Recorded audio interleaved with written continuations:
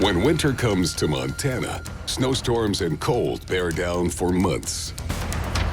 But for some, winter is a season like any other. You just have to be ready to face it.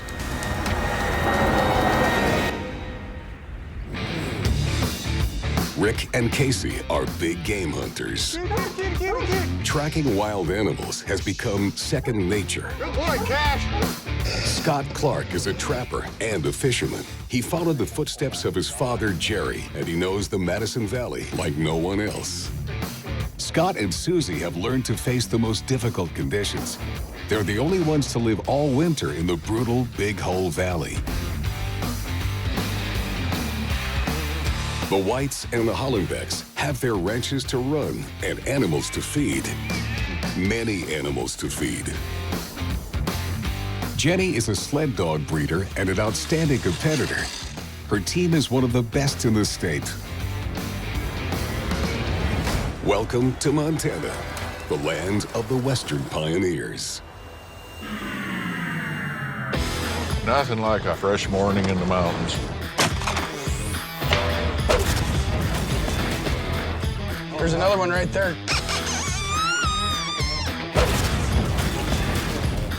Got a good one. Swim right here. Boom, got him.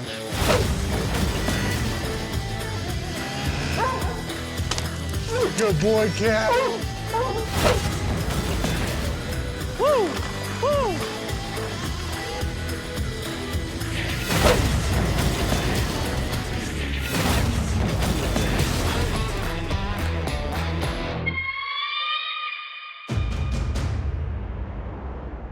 Montana is one of the most famous places to hunt in the United States. It boasts some of the best shooters and animal trackers in the country. In winter, when hunting season is officially closed, only a few hunters are granted permits to venture into the mountains. They must stick to the strict quotas set by the authorities.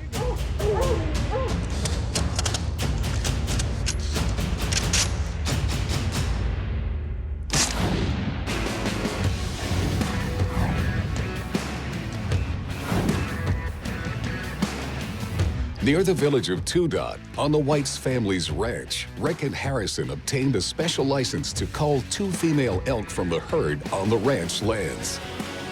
In recent years, the number of elk has seriously increased. They feed at the cattle grazing areas and deplete the resources. We've got about 4,200 elk in this herd.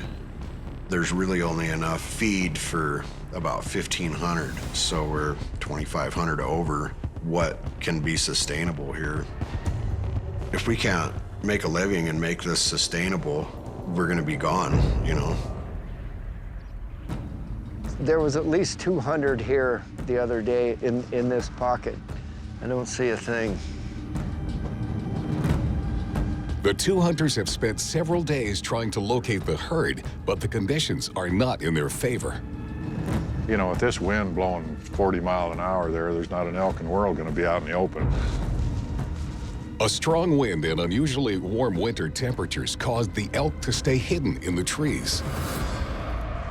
At that point, the wind was blowing so hard you couldn't hardly stand up. That's blowing right in our face right here. It was just brutal conditions. Well, they could be anywhere. Fucking wind. In the first 3 days, we covered a lot of ground, looked at a lot of different areas for elk.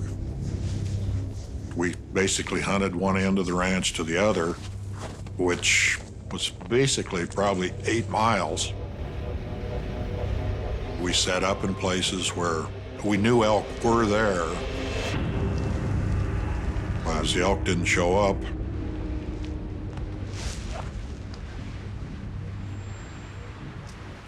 Despite their efforts, Rick and Harrison can't get a good shot.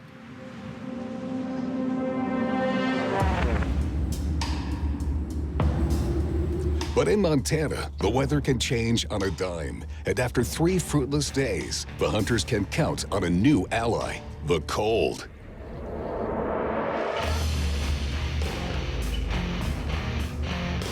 A storm hit the region. Temperatures plunge to 30 below, and with it, about 20 inches of fresh snow. For the two hunters, it's game on. When the temperature gets below zero, they need food in their belly to keep them warm. You don't have any choice but to start coming out of the trees and eating and drinking water and being visible again. This morning, Rick and Harrison head to a part of the ranch where elk might come to feed. I think right on top of that. The animals prefer these vast open spaces. Yeah. Harrison is in charge of tracking. As the blizzard intensifies, he must approach as discreetly as he possibly can. We left the pickups over on the other side of that ridge, and we're going towards those big towers over there, but I don't want to walk across this open basin, so we found this little coulee to walk down to keep us a little better concealed, and we're gonna go look into a drainage over there and see if we can see anything. Might be something up there. It's hard to tell in all the snow. Just some brush and some dirt. Scopes are icing up and shit. Things are extra fresh today.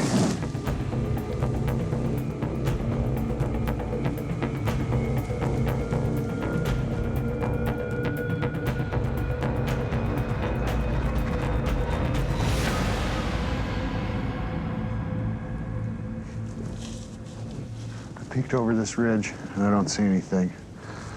Visibility's only a little more than a quarter mile each way, so I was gonna bring the pickup over here so we can cover all this country a lot faster. But the way this wind's blowing, we're gonna have to start at that end and work our way this way so the wind doesn't bust us if there's anything down here. So I'm gonna take a brisk walk back to the wheels and try something else.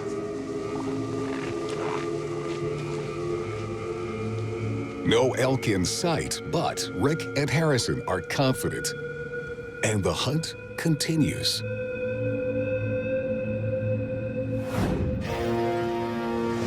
In the Big Hole Valley on the border with Idaho, trapper Scott Olsen spent the day in the forest. I actually was going over in the woods to see future trapping areas for next year's trap line when a furry little lump against the river kind of caught my eye.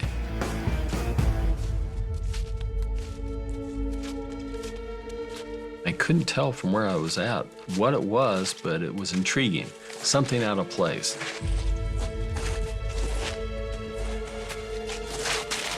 And it basically looked like a crime scene. Something had happened violently there.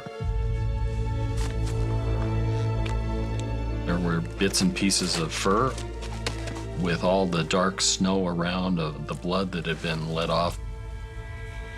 Obviously, an animal had died. It only takes a few seconds for Scott to identify the animal killed near the river. I could see where he had come out of the hole of the river, so therefore it was a water animal. The fur looked like beaver. It smelled like beaver. The feet looked like beaver. And probably the best giveaway moment was just taking off a piece of meat and biting it. It had the taste of a beaver. When you come upon an animal that's been killed in the woods, very seldom is it all in one unit. Usually there's bits and pieces of it all around. Because each animal, due to its size and its characteristic, will do certain things to the carcass. If a wolf had come on this, the carcass would have been gone. This one had been picked over by other animals. It was kind of scattered there, and the small bits and pieces of meat that were left would still be scavenged by other smaller birds. I wondered what had killed this animal and taken the big part of the body away.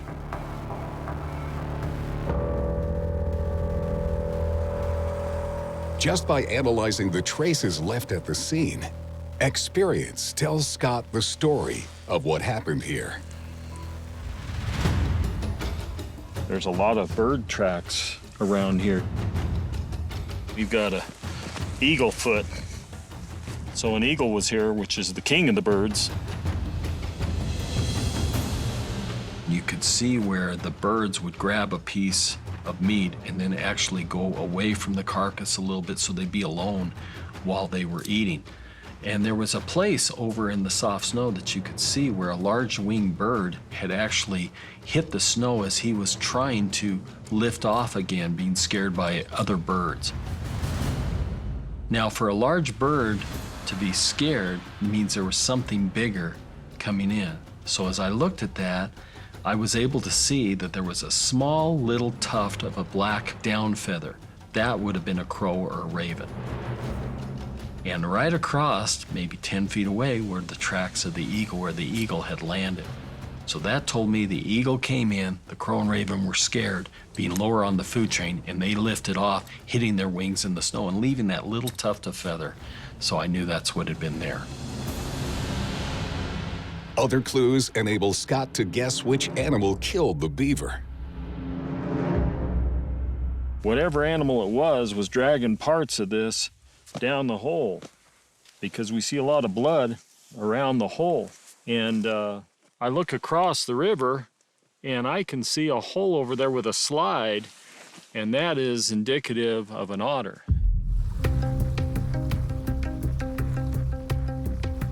And an otter is a ferocious meat eater. A lot of fish they like to eat in the winter.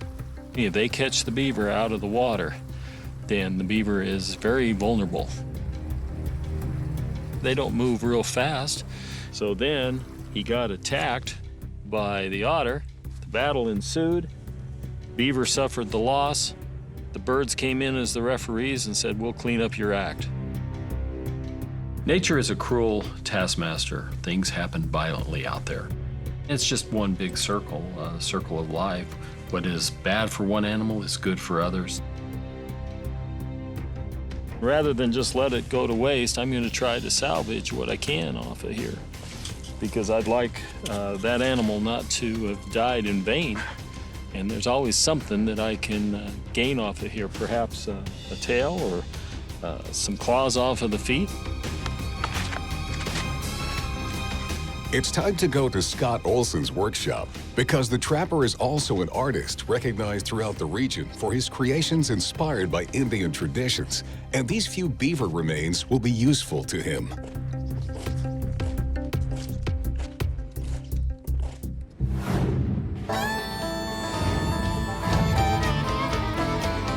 Further north, the city of Great Falls is getting ready for a great weekend of rodeo.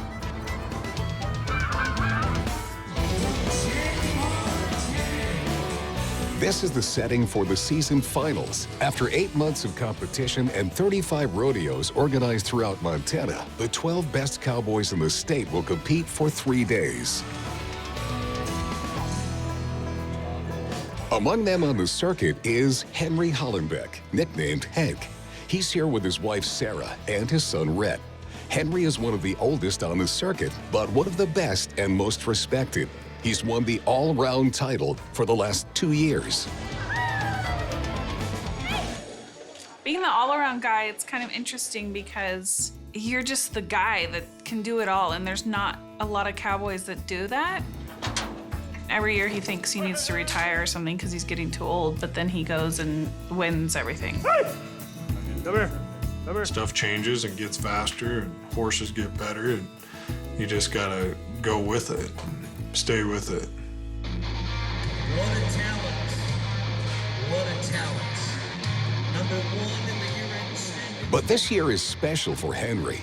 Usually his favorite event is the tie-down roping. It involves catching a calf with a rope and tying 3 of its legs. But now, at the end of the regular season, he finished first in steer wrestling, scoring enough points to put him in reach of the winner's circle.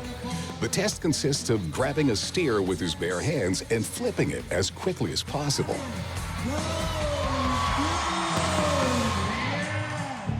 Steers, they usually weigh between 500 and 650, 4 times your body weight. But part of it in steer wrestling is leverage. You got the horns and you got to leverage the different points of contact to bend the steer and take the advantage away from you. You got to be patient, but quick enough to make the right moves. You really lever down and be patient, and when you feel their weakness, that's when you get the nose and man versus beast.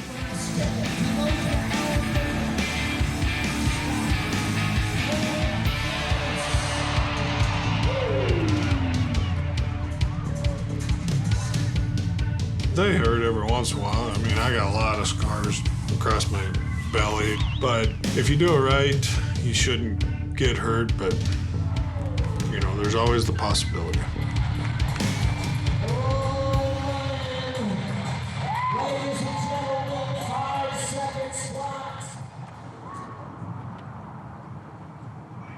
On the eve of the first round, the champions evaluate the steers they'll compete with.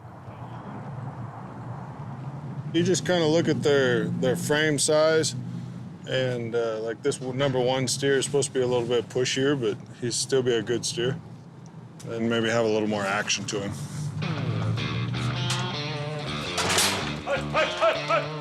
Come here. Come here. For a few hours out of sight, the steers are tested to ensure they're competition ready.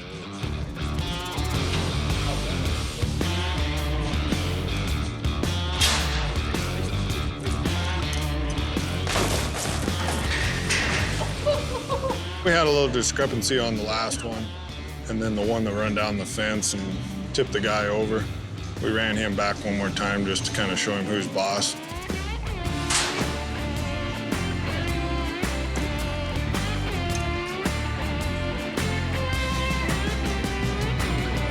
It was a good little practice, but get your blood flowing and get you thinking about it.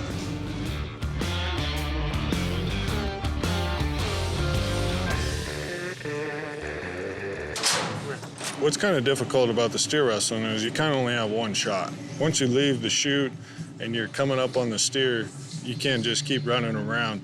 You got one shot from one end of the arena to the other end of the arena. He's gotta get some money. He's gotta get some money.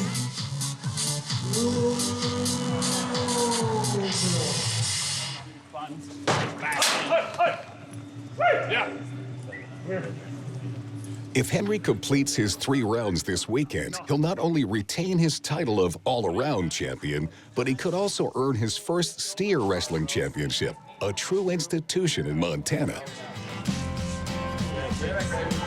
With the finals, there's the rounds pay, I think, $2,400, and then on down, and then the average pays $3,600, I think, was the average to win that. So there's a lot of money on the. And that's why it's worth making it to the finals and doing well, because you can win a lot of money. In the big arena of Great Falls, everything is ready for the season to end in style. On with the show.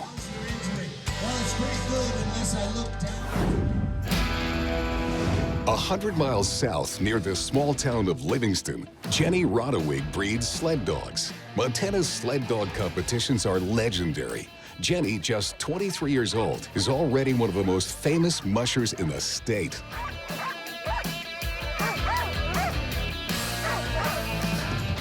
She was just a toddler when her father, Rob, an experienced musher, started taking her on the treks.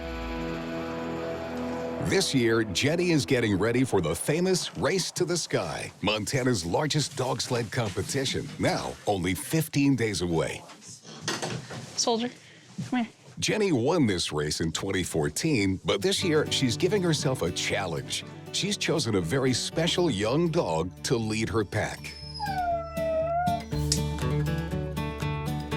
In a litter of 3 born on Memorial Day, he was the only puppy to survive. Jenny named him Soldier to pay tribute to fallen American troops.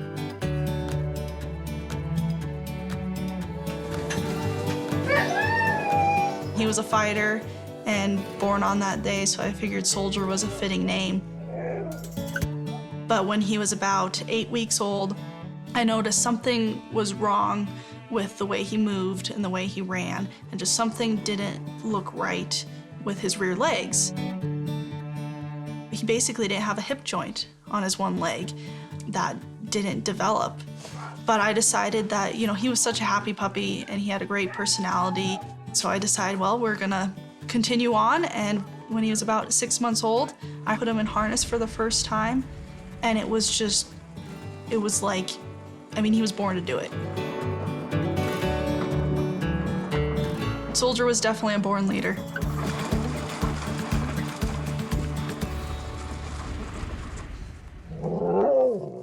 Given Soldier's exceptional qualities, Jenny held off training him until he was grown. Soldier now has a hip prosthesis, a unique case for a dog destined to lead a pack in competition. Get him, get him. Good girl, get him. There's nothing up there. To hone his leadership skills, Soldier trains alongside Bella. Bella here, she's 9.5 years old, so she's starting to get close to retirement age. She's been my main leader for years, so she's the one who's kind of helping teach Soldier how to take her place, basically. I think Bella knows that Soldier is being taught, so she'll kind of guide him around. When I started running Soldier and lead, he didn't know any of the commands, but Bella would be right next to him. So if I gave a command, Bella would pull him whatever direction.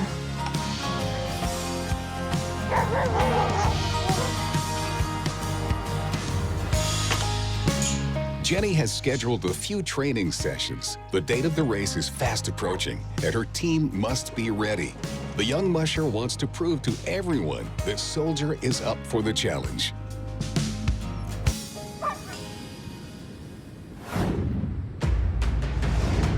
In the mountains overlooking the village of Two Dot, Rick and Harrison continue in search of elk.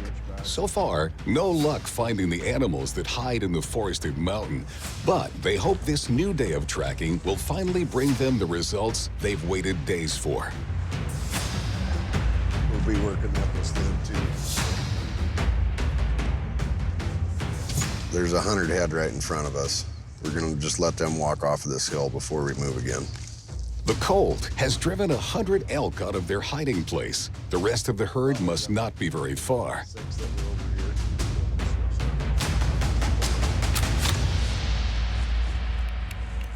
The temperature is 30 below. The hunters are equipped to withstand the cold, but only carry the bare minimum to climb the mountain. Heavy bags could slow their approach and their chance to locate the herd.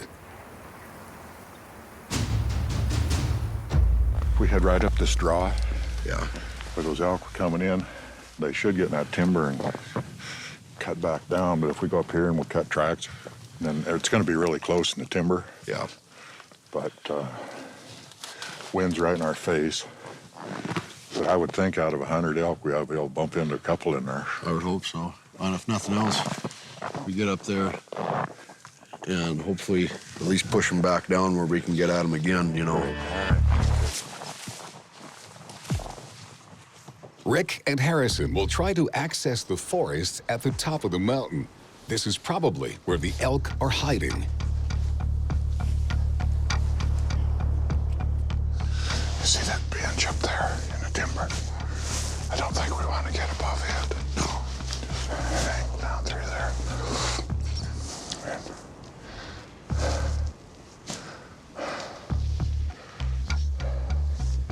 The hunters arrive at the edge of the forest. From now on, their visibility will be very poor, and they can run into the animals at any time. We just head right up into this little pocket here. When we cut them tracks, we'll see what they did. The goal is to patiently follow the elk tracks to determine the direction of their movements, all without being spotted.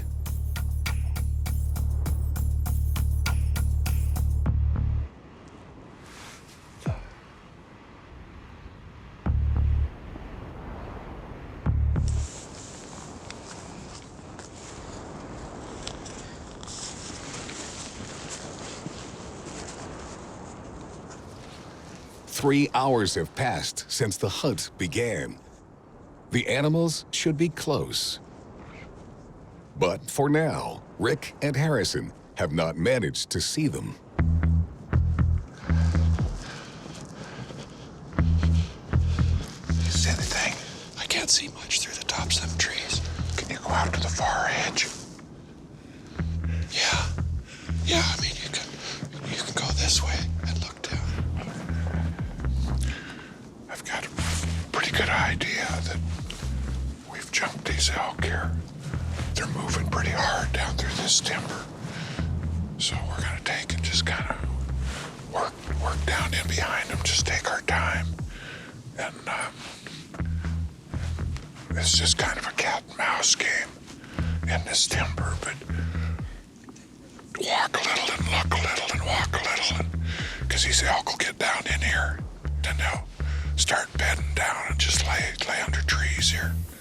So we have a little better chance, we have a little more time of getting onto them when we're in the timber, because they feel a little more secure in this deep timber. When you get too close to their comfort zone, they'll blow out of here like a hurricane. But if you just go slow and easy, you usually have time to find one and get an open shot.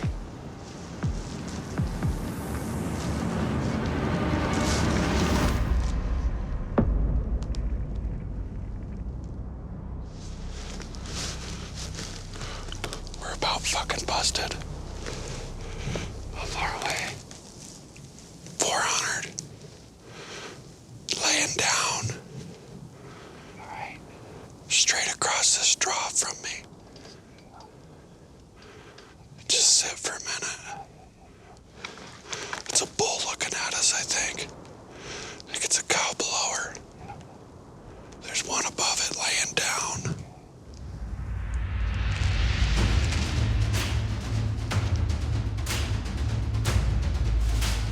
Harrison went over here on this point. We spotted another bunch of elk about a mile down the ridge, right into the timber. He's gonna see if they're still there.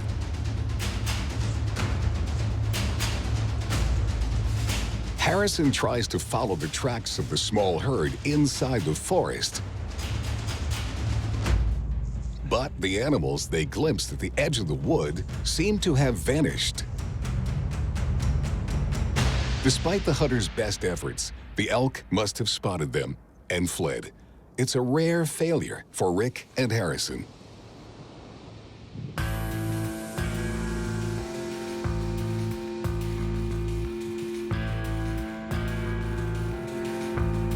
This hunt for elk tests every ounce of the men's patience, but they still want to have the last word. Tomorrow, they'll return to this area because they know now that the herd is there somewhere in these snowy mountains.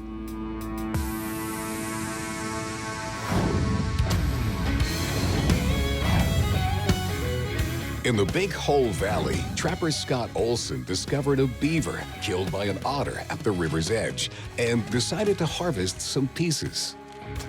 I'd like that animal not to have died in vain. These beaver remains gave him the idea to create objects that he can sell to his customers for a good price. He wants to make a very special necklace inspired by those worn by some Indian tribes in Montana.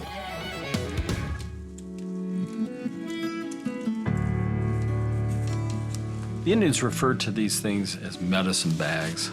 It held parts of animals, parts of things that they had found, a shiny rock, a piece of flint, a claw, something that was special to them.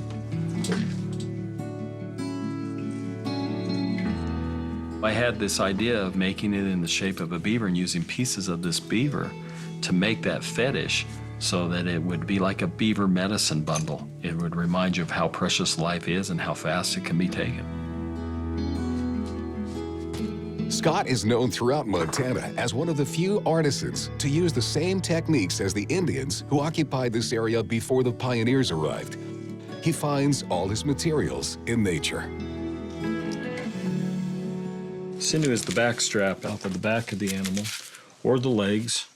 It is basically tendon, and it has hide glue on it. That's what gives it that kind of amber color. There's glue that holds those fibers together. When you take off the fibers by pounding it, you'll get individual little fibers that you use as thread. And because they're brittle, stiff, you have to wet them down. And by putting them in your mouth, it causes the glue to get soft and become limp. Then you can sew with it, and then as it dries, it cinches down tight.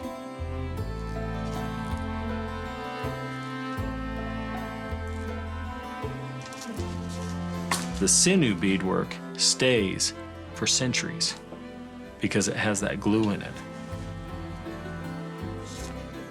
This is definitely the harder method, but the more durable method. Ooh, that's brittle. That's brittle.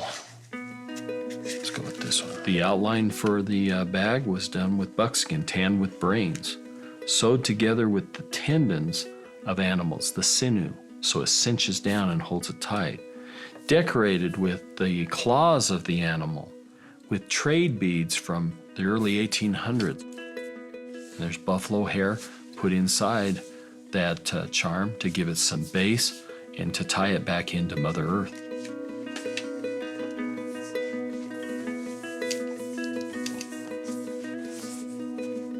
A fetish necklace in the shape of a beaver.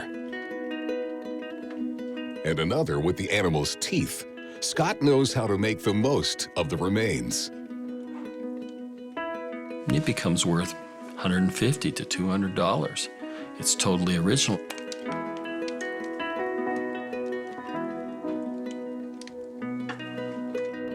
The whole circle of life that you see in the woods where one animal dies, another animal feasts on it. This whole idea of taking something and making something from it is nothing's wasted. Tonight, Scott has honored the Indian traditions. Soon, the necklaces he's made will be bought by one of his clients. They are lasting witnesses of the life of this young beaver that perished in the Big Hole Valley.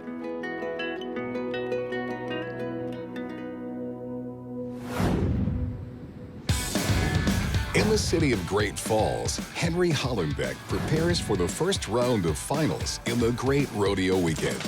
The first event will be the steer wrestling, where each champion faces down a steer.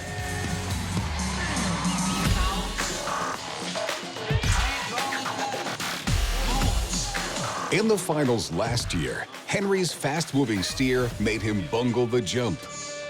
Last year, the steer wrestling, the steers really run hard, and you just had to be on go.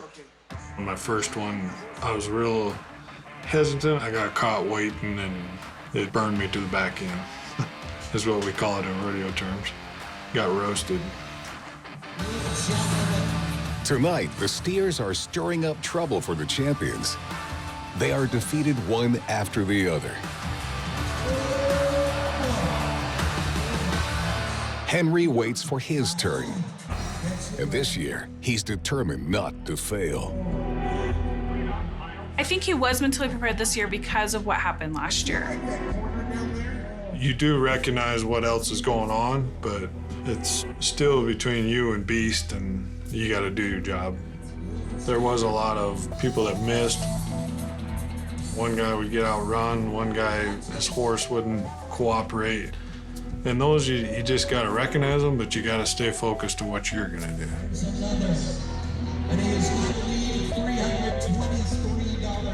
Henry's up. The champion can throw his horse only when the steer has crossed the starting line. He has just a few hundredths of a second to go into action. If he leaves his horse too far in advance, he'll never catch up with him.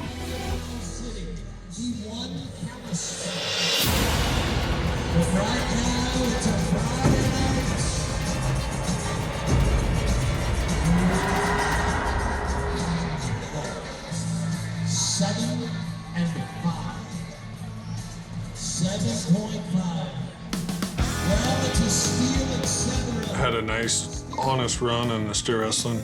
It wasn't super fast. I think it was like a 5 or 6 second run, and it was just a nice run to get under your belt, and then you can build off of it. The final starts well for Henry. He's fourth in the first round, but remains in the lead thanks to points he's accumulated during the regular season. He still has 2 rounds to keep his hold on first place and become the category champion. At Paradise Valley, north of Yellowstone National Park, Jenny Roddewig arrives with her dogs. It's the last chance for training before the legendary Race to the Sky, which starts in 15 days.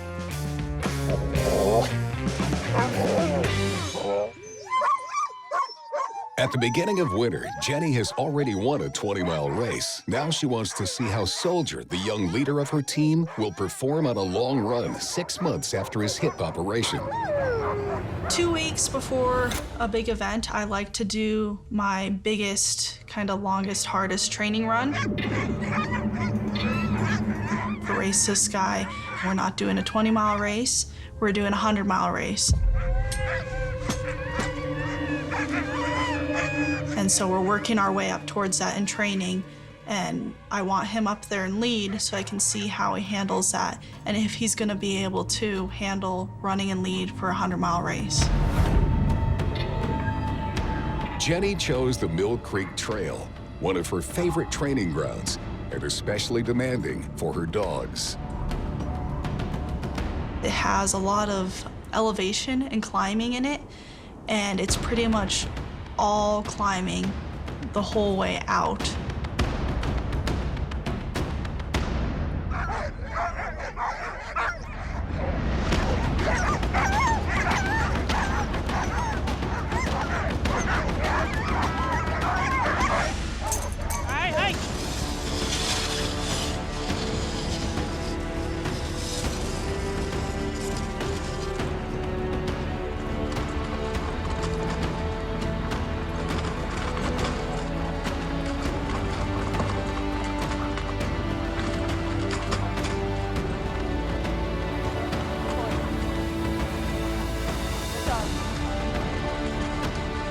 On the trek, the link between the musher and her team rests entirely on the shoulders of the 2 leaders at the front. To be a good lead dog, they have to really be able to focus and also be able to listen to my commands and want to please.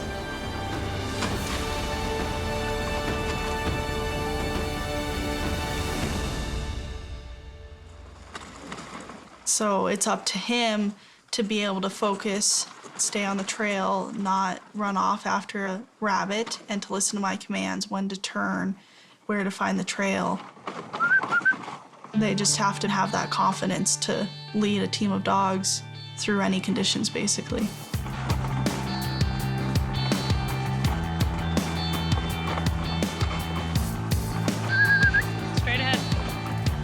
After 6 hours on the track, the dogs are launched at a brisk pace on a long, straight course. The sled reaches 15 miles per hour. Towards the end of that run, where everything was going really well and I was feeling really good about everything, Soldier, I don't know if he saw an animal or something on the side of the trail or what, he decided to turn down this nasty little trail that I usually don't ever think of going on.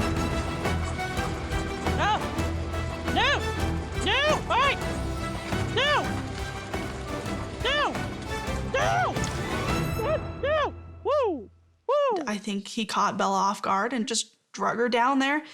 And he did so quickly, I didn't have time to stop before we were headed down that trail. The sled tipped over and I lost control. And if the sled is not upright, the brake does not work at all. Whoa! No! Whoa! When the sled tips over like that, it's no problem for such a powerful dog team to just drag me right through the snow. Woo! No! No! Woo! Woo! Woo! Woo! After several attempts, Jenny manages to straighten the sled and bring the dogs back to the main track. But at the front, Soldier's position is not normal. He was running on the right side, and then somehow he was up on the left side, and he had this line through his leg. You know, I can't see what happened exactly and how he got onto the other side. So I'm hoping he didn't, like, fall or get rolled under Bella or something. But I was able to get back up onto the main trail, so hopefully things are okay now.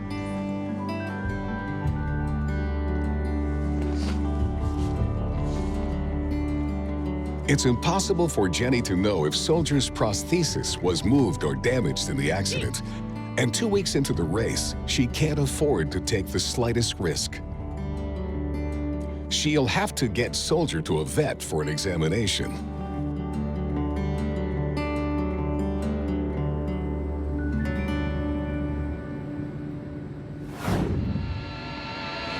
In the mountains overlooking Two Dot Village, after their hunt from the day before, Rick and Harrison head to where they located part of the herd.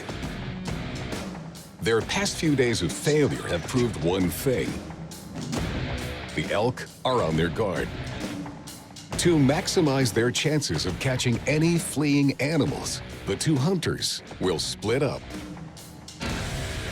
Since we've got the elk up here on the ridge, and you're wanting to go down and get on the toe of the ridge and come up to them. Yeah, I'm gonna go try to get on the other side of that hill.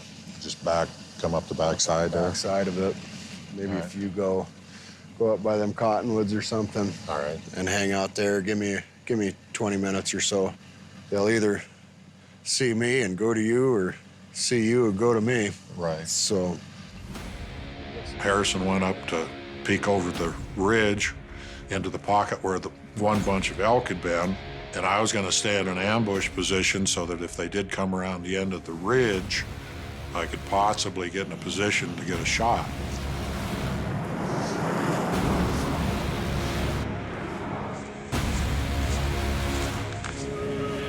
Just going straight for those trees. They're behind the hills. They can't see us coming, so we'll be okay. Unless they come around the corner and bust us. But for right now, we're good. I think we ought to hustle up that way.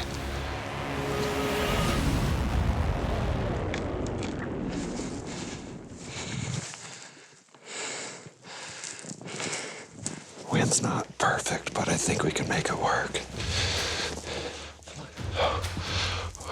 We're a lot closer. We still probably got like 1,000 yards to go, but it's working nicely. I'm not sure how far they are. I'm gonna try to get up to where I can see them a little better and figure out how I'm gonna do this.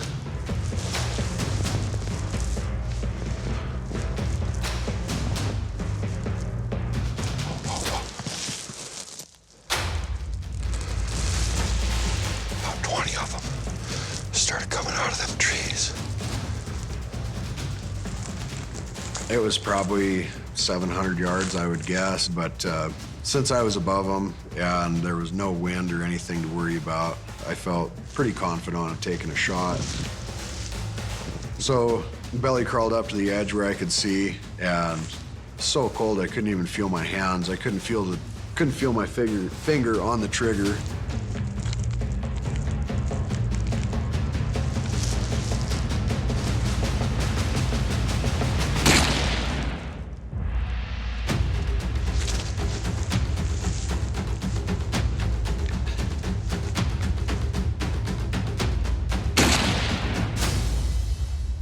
When I finally did shoot, it was a clean mess. We're gonna catch them on top of the hill.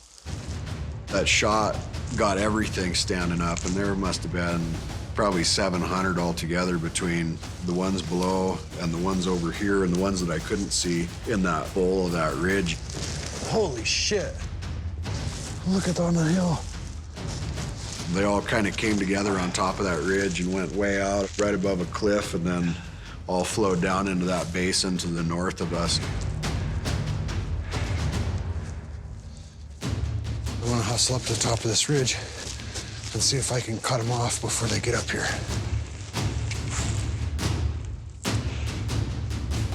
Regardless of his efforts to try to cut off the herd, Harrison has to face the facts.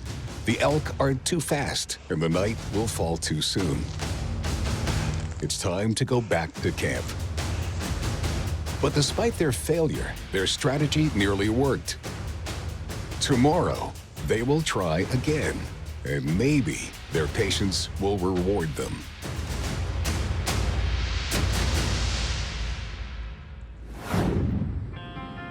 Meanwhile, Jenny travels to Bozeman, one of Montana's major cities.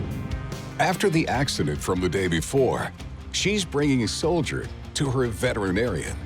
No! No! Hey! No! Woo! No! The sled tipped over and I lost control. He had this line through his leg. I'm hoping he didn't fall. The legendary Race to the Sky, Montana's largest sled dog race, is 2 weeks away. And for the first time, Soldier will lead the pack on the long race. Good morning. Good morning, Jenny. What happened? Well, we were training yesterday, and either him or Bella decided to take this other trail, and there was a bunch of fresh snow, and they just dove off the trail, basically. And they were just kind of jumping through the deep snow. And I usually run him on the right side all the time because I want that hip on that side. And by the time I got up and figured out what was going on and got back up on the trail, he was over on the left side. And I just want to make sure that everything's okay. Let's just take a quick peek here.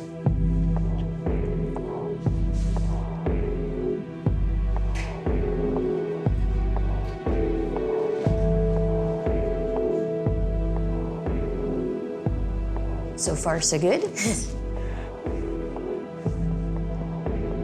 Good flexion.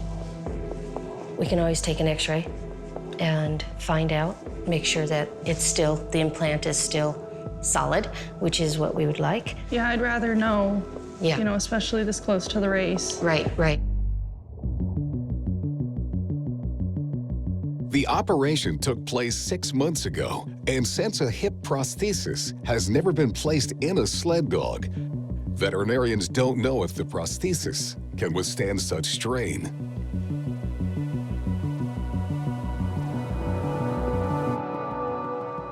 Okay, well, there he is. The anchoring point is looking very nice. I don't see any type of looseness around that socket. The ball is still well within here, and I'm not seeing any kind of small fracture or anything like that that would tell me that he was having some problems. So I think he should be cleared to go to race, certainly, as long as he's running well now for you. Thank you so much. Oh, you're very welcome. It means a lot welcome. to me. Oh, you're very very reassuring to actually see it.